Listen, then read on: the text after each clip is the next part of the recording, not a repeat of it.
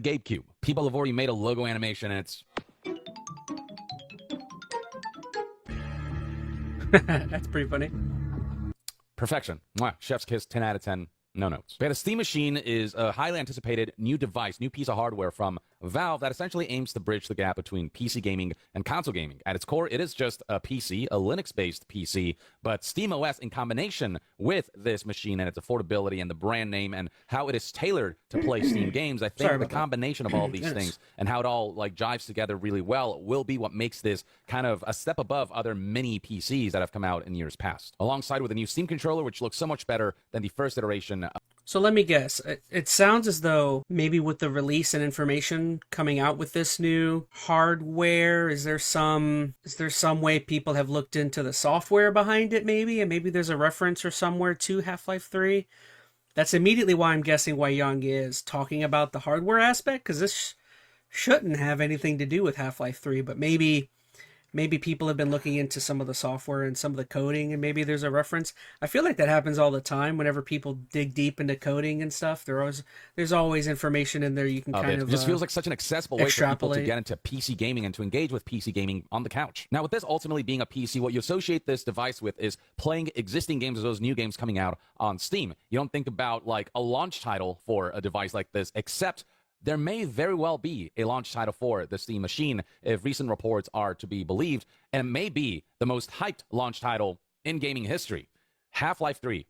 There's a name you may not have heard for a while, but it's looking like that game may actually be a reality that will be here in the not-so-distant future. Now, I know GTA 6 is coming out, but people have been waiting for Half-Life 3 for longer, and its existence seemed impossible, but with recent reports, it may not be so. Now, for context, Half-Life 2 Episode 2, the last non-VR mainline entry in the series, came out all the way back in October 10th, 2007. It has been 18 years since the launch of Half-Life 2 Episode 2, which is wild. Now, we did get treated with Half-Life Alyx on March 23rd, 2020. This is a VR title, and it is a canonical mainline entry, but it's not that next big number game. And this, too, came out like over 5 years ago now. But what Alex showed is that there was a renewed interest in revisiting the Half-Life franchise, and so people were getting their hopes up that Half-Life 3 could be a possibility, and it's looking like Half-Life 3 may very well align with the launch of the Steam Machine. It may very well be a launch title for the Steam Machine. Nothing is confirmed, but let me break down the rumors and the reports that suggest there is like a non-zero chance and a decent possibility. Let's actually...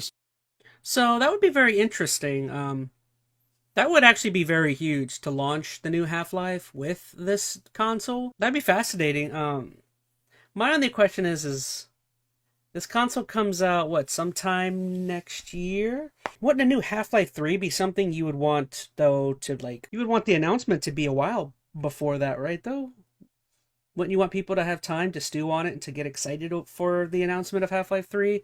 I feel like if you were to launch Half-Life 3 with this thing, you probably need to announce Half-Life, next month? Maybe during the Game Awards? No doubt they could shadow launch Half-Life 3 with the console, and it would do great. It would sell gangbusters, but I would still think you would rather have people anticipating it and being super excited for it. I just think business-wise, that's the smart thing to do. And if this thing comes out what is it? Did they say next year? Was there a launch date for it? It just says 2026. Again, though, that gives you, if you announce Half-Life next year, it still will do really well, but I feel like you'd rather have a moment of time for people to pre-orders and people to stew on it for a while. I would think if they're going to announce it next month during the Game Awards or post Game Awards would be a great time to do that. I have a feeling Valve has already developed Half-Life 3 and they're just storing it in a vault as a trump card for when they feel like they should release it. Just my own personal theory, says Odin. I would be super careful about sitting on something like that because of with information and stuff getting out so easily. I would be worried about there being leaks of the sort. So not saying that that's not a cool idea, them sitting on that, but I would be very careful about stuff like that getting leaked. I would announce that immediately. Announce it now. Why wait? Announce it during December if you are done with it. Put it during the Game Award. That would be a huge announcement, That definitely would be the biggest thing to come out of that. Start with the latest report from Insider Gaming. This right here was streamed on November 14th, 2025, featuring Tom Henderson, the owner of this news outlet. As Hazador Gaming reports here during this podcast, Tom Henderson said that there's a big announcement for a big game in the next few weeks for a March 2026 release. And this is something that he said while the... See what I mean? That's perfect. A March 2026 release, a big announcement in the next few weeks, that would be perfect for the Game Awards.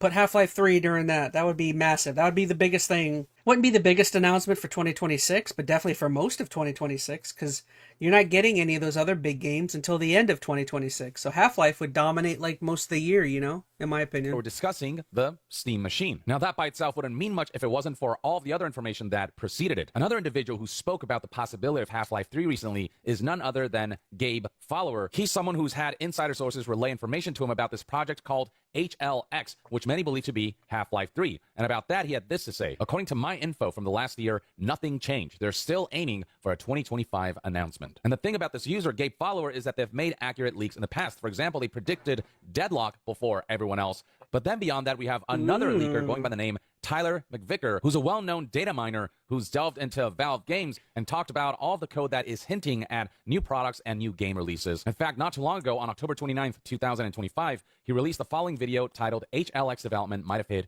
a New Stage. The description of which reads, something strange just happened inside Steam's backend, and it could change everything we thought we knew about Valve's next game. A mysterious new device appeared, codenamed Ibex, alongside fresh references to the Steam frame, and some deep changes to how the Source 2 engine handles destruction, physics, and sound. This device codenamed Ibex would turn out to be the Steam controller, and then the Steam frame would be none other than the VR headset. So from data mining, Tyler kind of hinted about this and knew about all of this, and reported on this back on October 29th, 2025, which was a significant amount of time before Valve made the official announcement of the new Steam controller, the Steam machine, and the Steam frame. And yeah, Tyler's been doing this for a while now. Even back in August 4th, 2024, he was talking about potential Half-Life 3 leaks, discussing how these last few days have been filled with leaks and new information coming to light about Valve's next single-player game, codenamed HLX. All evidence, including data mine strings from CS2 and Dota 2, along with accidental leaks from former developers on the game, point towards this game being Half-Life 3. So we've got content creators who have been known to have insider sources who have leaked accurate information, really dropping hints that they believe Half-Life 3 announcement is imminent and that this game is, in fact, in development. Next up, we have Special Nick here, who's co-founder of Xbox Era and co-host of the Xbox Era podcast,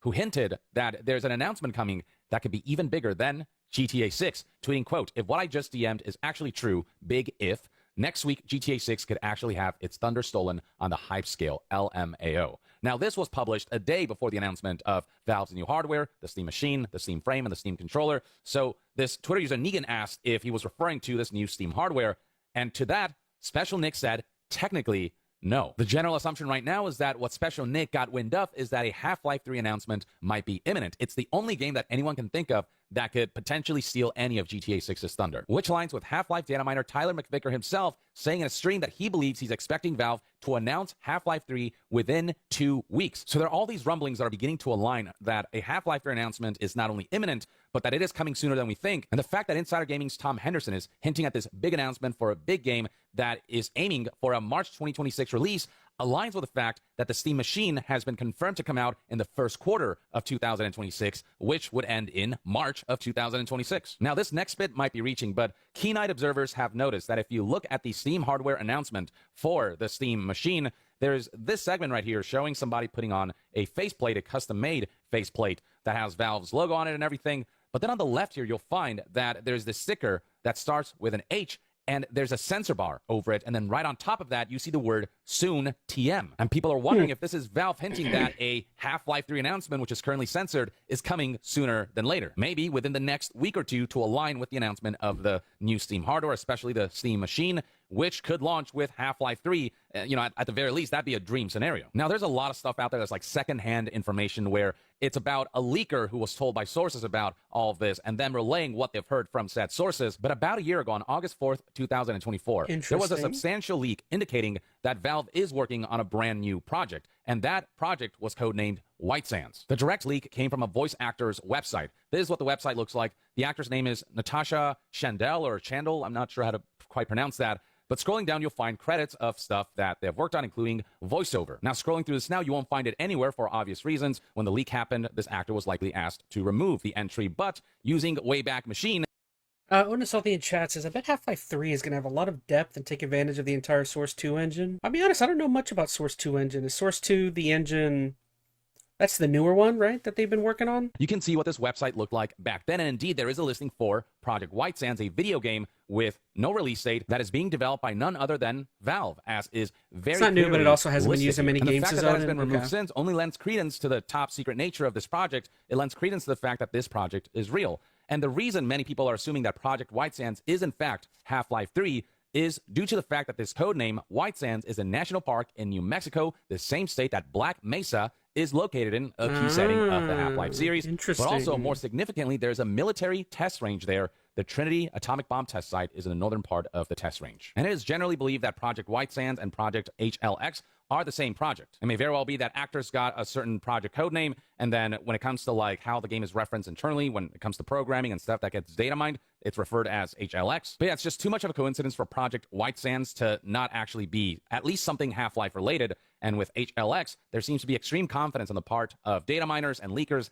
that it is Half-Life 3. And then there's the fact that almost a year ago, back in December 31st, 2020. But to me, that sounds pretty, I hate saying conclusive when it comes to stuff like this.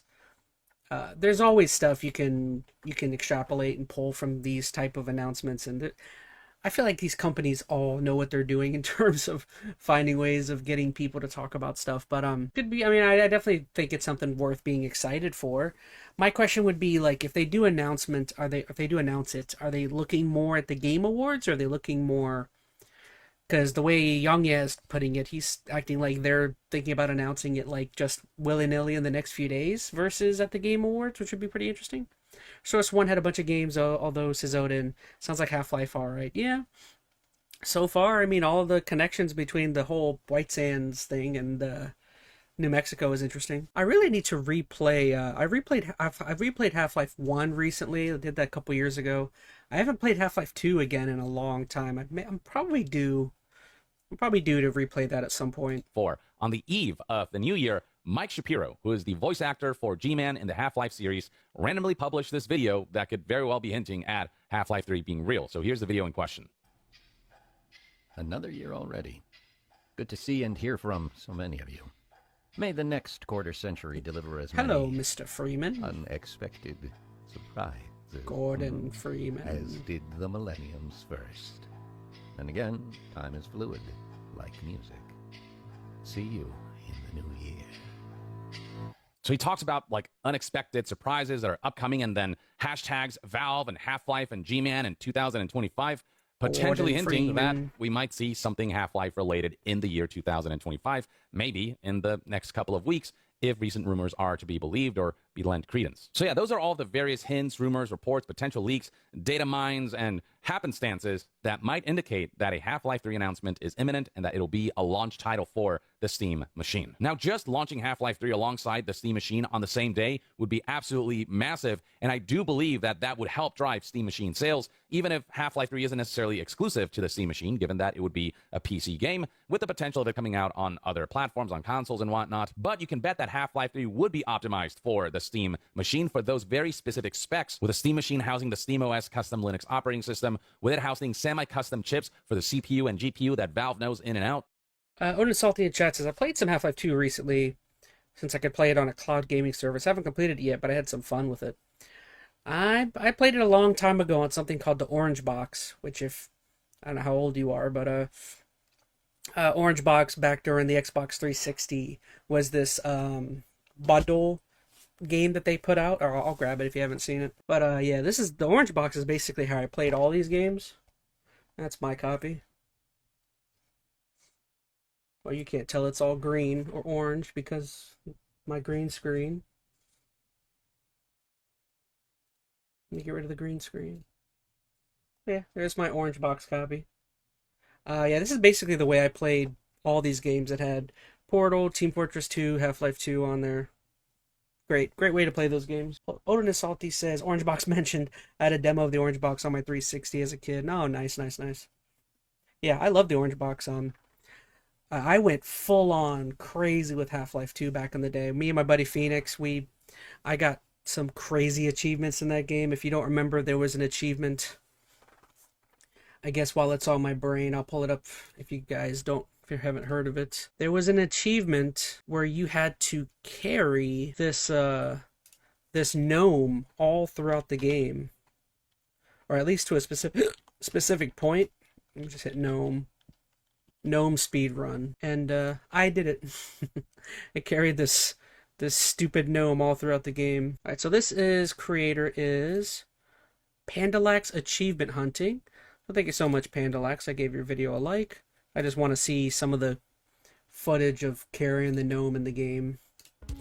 Starting out, you won't actually find the gnome until you reach the building where Alex first makes contact with Magnuson. The gnome will be sitting under a table in the corner of the room. Didn't Left 4 Dead 2 have a gnome achievement? Probably. I mean, they're both Valve games. But yeah, there was an achievement in this game where you had to carry this little dude, this gnome guy, and as like you go through the game with the gnome, chunk of the way remember through. to save often and always make sure you know where your little gnome buddy is. Because remember, he's not a Gnelf, he's not a Gnoblin. I'm a gnome, and you've been gnomed! But really, you'll want to keep track of him because he can get lost very easily in some of the areas coming up. So really in the beginning, it's pretty simple, just pick him up and take him with you as you run through the map. Of course, so anytime funny. you're going to drop down I can't believe to a I new did area, this back make in sure the the day. gnome goes with you, and remember to save often so that when the gnome slips away, you won't have to replay too much of the game. Once you get to the antlion caves, I recommend setting the gnome down in spots where there's light, kill the antlions, and then pick him back up, and just repeat that over and over. Also, don't drop him in the water because he can be kind of hard to find if you drop him in water. You'll be going like that for a while, but that's really all that's needed in these caves as long as you're careful to keep track of him and bring him with you as you move forward. Eventually, you'll get to Vortal Coil, where you'll have to defend a Vortigaunt as antlion waves come down tunnels. Here, you'll want to set the gnome in this back corner behind the Vortigaunt for safekeeping. You'll actually be leaving him there for a while as you'll grind out these antlion waves and then move on to the next area. But don't worry about taking your gnome bud with you. His job is to guard Alex Vance, and you'll return for him later on. So once you move on from there, you can basically just speedrun through the rest of the antlion tunnels all the way until you get to the part where the Vortigaunt gets the antlion larval extract. I don't remember any of this, Then you'll dude. return to Alex, G-Man will give you a glimpse of the gnome's future ride, and then you'll need to pick up the gnome and take him with you up the elevator. After you get to the service, you'll want to run through the thumpers and set the gnome down right next to the very last one. I remember the thumpers, okay. Dispatch of the 2 antlion guardians, and then you're free to pick the gnome back up and proceed further. Gosh, Shortly after this that is where all you'll crazy. split up I haven't from seen Alex this and game. Vortigaunt to go get the car. I haven't even seen what You it can looks either like in shoot the gnome years. up into the air and over the wall to get him to land on the other side of this metal door that you'll be opening later, or just carry him with you, whichever you prefer. I took the slightly safer route of carrying him with me just to be sure that I don't lose him. And definitely don't try to slip him under the metal door that you open for Alex. Trust me, you won't have time to open the door, run over and grab him. I tried for a little while. So going through here isn't too bad. Once again, just keep track of him and run through. Once you have the car, we start getting into the more tedious parts. I As you remember can the imagine, car. keeping Oh, the gnome car in was is annoying. quite hard to do. Yeah. So there are a few methods that people tend to use. The first being wedging him into some part of the car to try to keep him there and drive. Gosh, I Generally, forgot that's about either trying in to the back keep him window in the or just car. in the cab with you and Alex. Goodness. Or you can do what I call the gnome passing method of shooting the gnome ahead of you, driving up to it. I think that's what picking I it up, did. and 'Cause I repeat. just shot him I did a ahead and then mixture of drove these while going forward. through this next area and really through the rest of the game. So just be sure to keep track of him and save often. Then once at this next gate and group of buildings, you'll leave the gnome in the car near the gate and go through the hunter ambush to get the power back on. They're not gonna catch me off guard.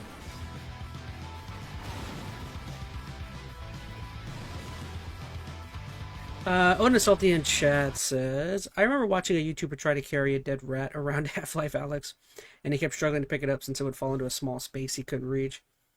Yeah, this achievement was not easy. This is one of the more, like, prideful things I did After that, you can hop during in the the car and repeat 360 those age. methods to get through the next area where you'll meet the advisor face to Proboscis. You'll leave the gnome in the car here as well until it's time to drive again. Now once you get through all that, it's time for what I think is probably the hardest part. You'll need to be driving fast enough to escape the hunter chopper, while also keeping track of the gnome and bringing him with you. I'd recommend just gnome passing your way through most of this and taking cover when possible to get out and launch the gnome ahead. It may take you a few tries to get through the train area specifically, but once you get through this, the achievement gets back to being fairly straightforward. Then when time to fight the hunter chopper, just toss the gnome under an awning and fight it normally. Then after it's destroyed, pick him back up and go to the garage where we'll leave the gnome for a little while. Now in the garage, don't leave the gnome in the main area on the ground level, as the gnome can disappear when they fix your car and it teleports in. So we'll just come up here to the upstairs part and leave him somewhere up there. You'll then go outside to take out the combine, return to the garage for your newly improved car, and pick the gnome back up. And now we're back to driving with the gnome and carefully making sure we don't lose him for a while. But if you made it this far, just keep doing how Wasn't you've been there a doing it, part in the and you'll be fine. water? There was like a boat part? Eventually, you'll reach a barrier where you'll be ambushed again. So leave the gnome in the car here, and In the return game, I once could have you sworn there survive was the like ambush a and on the take down water power. section in the game. And now it's back to gnome driving or passing the gnome down and picking him back up. During your travel, you'll be briefly interrupted again by a roadblock, which Dog will help you clear. And then you'll have to race Dog to White Forest. Now since we do have a gnome on board, we're not going to go driving too crazy. You can get the pedal to the metal achievement on another playthrough. Once to the gate of White Forest, you're pretty much done with this. Just follow the Resistance fighters through the complex until you meet up with Magnuson and Dr. Kleiner at the rocket. Now a very important thing to do at this point is to set the gnome in the hatch on the left side of the rocket and close the hatch door.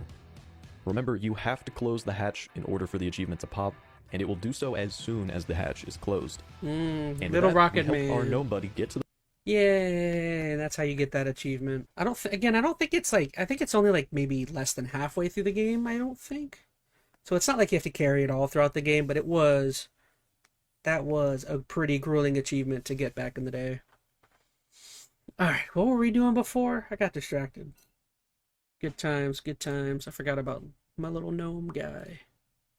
But then if they were to pull the baller move, assuming that Half-Life 3 is real, if they were to pull the move of including Half-Life 3 with a purchase of a Steam machine, then it's game over. Steam machine will sell like hotcakes. Do I think they will do that? I don't really know, but I do feel like Steam and Valve do have enough money to be able to pull something like that. Steam and Valve That also would have the benefit.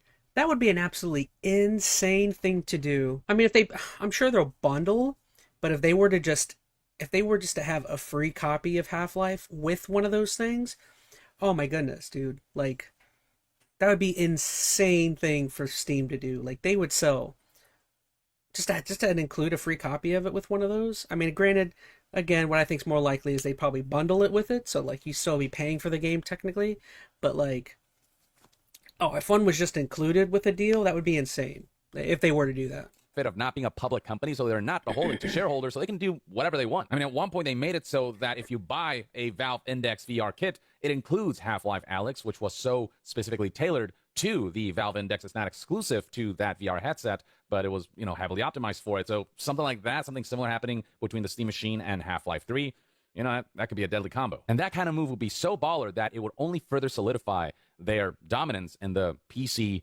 digital platform storefront launcher landscape, and would attract a lot of people to the Steam Machine as just the easiest way to dive. Gabe Newells would be the type of person to bundle Half-Life 3 for free with it. He's just a cool guy in general, says Odin. I think so. I mean, luckily for Young is correct. I mean, luckily Valve literally owns Half-Life, so it'd be up to them if they would even want to do it. I guarantee you they'd be taking a hit, probably money-wise. Actually, no, I don't even know if they would be taking a hit, because you'd be selling an entire console with it. That would be up to them. I think that would be cool. Into Half-Life 3 in a very optimized fashion. It'd be a launch game of the ages that would really solidify the Steam Machine as potentially the primary way for, the masses to PC game. Obviously, they're enthusiasts who will have the most powerful PCs and who will deck their PCs out, because you can transform any PC into a Steam Machine technically. But the Steam Machine is a PC gaming device that's meant to be easy to use, intuitive, frictionless, that you can just buy, plug and play, and not have to worry about anything. That's the appeal of a Steam Machine. And Half-Life 3, launching alongside that, can almost be seen as this like a console release with this killer app that will have the masses clamoring for a Steam Machine. Now, with all said and done, keep in mind, there's all rumors and speculation. There's no guarantee that Half-Life 3 will be announced in the next 2 weeks. There's no guarantee that Half-Life 3 will launch alongside a Steam Machine. But I do believe that Half-Life 3 or some new Half-Life project is in the works. There are far too many indications of that for that to not be the case. Whether it's the data mining, whether it's all the reports that we're seeing, whether it's the voice actor leaking that they're involved in a Valve project whose codename is very clearly hinting at a new Half-Life game. But in Interesting. Appreciate you, Young. Yeah, that'd be very, very interesting though. I just can't imagine that they would bundle it for free. I just think money wise that seems like a bit much. Don't get me wrong, that would be incredibly consumer friendly to do that. That would be kind of crazy. That would be kind of a crazy thing to do, in my opinion.